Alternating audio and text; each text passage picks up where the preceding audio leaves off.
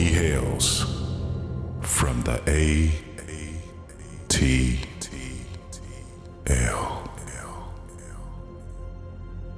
bringing the message to the masses,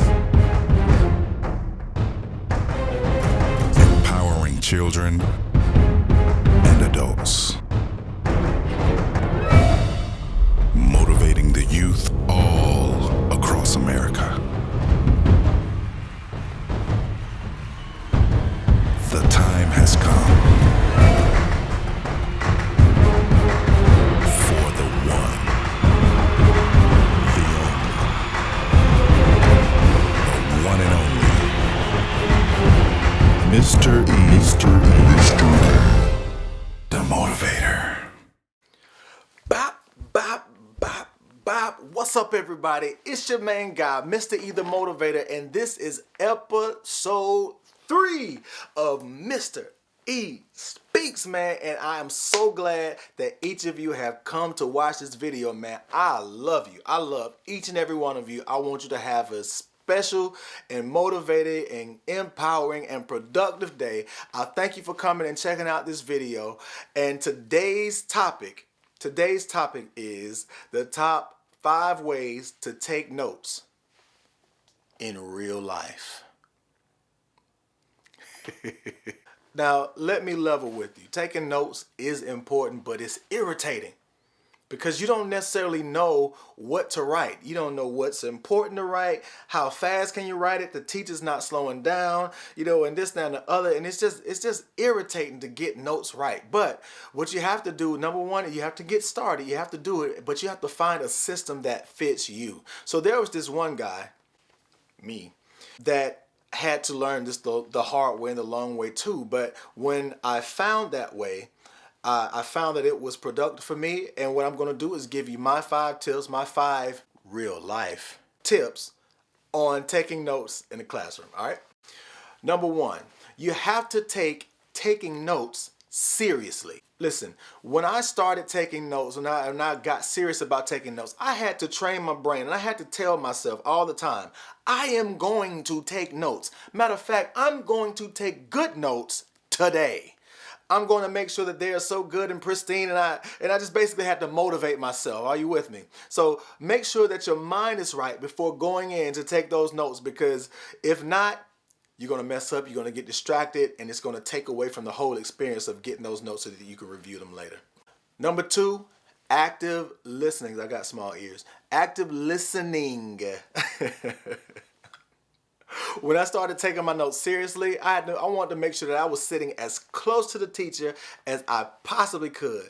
And I was all up in her grill. I'm looking at her eyes, and I'm listening to every word that she has to say and everything that she points to, and then I look at it and I write it down. Now, when I didn't understand what she says, I was quick to raise my hand. Could you say that one more time? Could you mind repeating that, or show me where I can find that in the book? And if she can show me that, check page this, I would write that down. I can make sure, check page this to find such and such. And I'll just make it, make a quick little note like that, and then I'll be right back in her eyes looking at her like, that's right.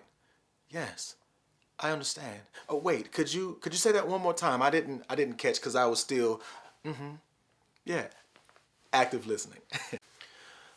Number 3, write down the most important things. Names of people, dates, different places. And sometimes your teacher will preface it by saying, this will be on the test. Well, let me get my pencil out then. Or they'll say, this may be something that you want to know. Let me get my pen out and just start taking those notes. So you want to make sure that you sketch out the most important things, because, and you're doing it for more reasons than one, when you take the time and you actually put pen to paper and write notes down, it's locking into your brain, because now you're standing in your mind, whatever the note is, you're writing it. So now you're also seeing it, and you're getting a visual stimulation of the same information. So it's going to help you out in more ways than one. You're hearing it from your teacher, you're saying it in your mind because you need your mind to tell you what to write, and as you're writing it, you're reading it back. So you've just gotten that same information 3 times by jotting it down. It helps, man. So do that with the most important stuff. It'll lock into your subconscious. Use your reticular activating system to say that it's a good thing to stay in your conscious mind so you can pull it back up later. I just got scientific on you because I'm smart. Boom. Number 4, don't worry about neatness. Listen, I'm no artist.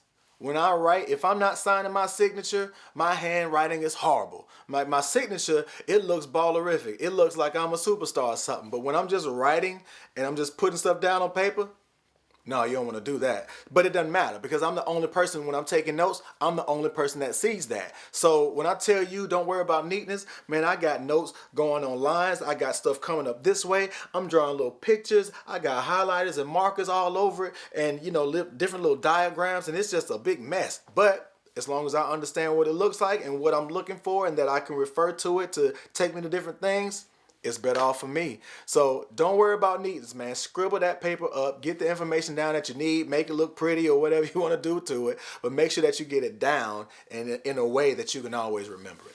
Don't worry about neatness. Number 5, make sure that you write the notes in such a way that you can remember them later. This was something that I had to learn the hard way. I would write notes. I would take notes at school, and they would be okay in the classroom because I had the teacher there, I had other kids there, people that help or whatnot. But when I got home and I opened up my notes, I would have no idea what I was looking at. So what I had to do, I had to make sure that I was very specific, and I would put things like read page 50 for this.